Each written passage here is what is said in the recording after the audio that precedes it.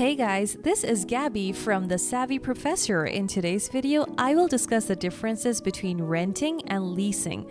Watch till the end for our verdict on how they compare, but first, let's start with the differences. So, the main difference between them is the purchase offer. When the lease period ends, the lessor makes an offer to the less. The offer is for a willing lessee to buy the property that had been leased to them. The price they will pay for the purchase is a residual price which they will both calculate. In a rental arrangement, the landlord does not offer to sell their property to the tenant. Therefore, a lease involves a sale offer, while a rental arrangement does not.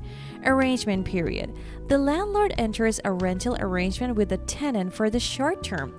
The period could be as short as a few months or days. A lease involves long-term periods of at least 6 months. Therefore, leases cover longer terms than rental agreements.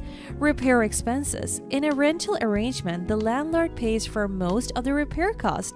With a lease, that will depend on what kind of lease it is. In the case of a finance lease, the user of the property will pay the repair costs.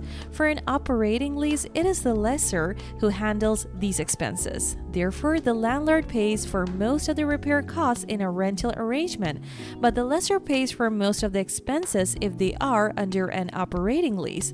But do they have any similarities? Yes. Both involve two parties. One of them owns the property while the other uses it. Additionally, both agreements are contracts between two parties. The user of the property is supposed to pay the owner for the use of the latter's property. To sum up, how do they compare rent and lease? Both the lease and rental agreements are equally good. The best option depends on what I, the user of a property, am looking for.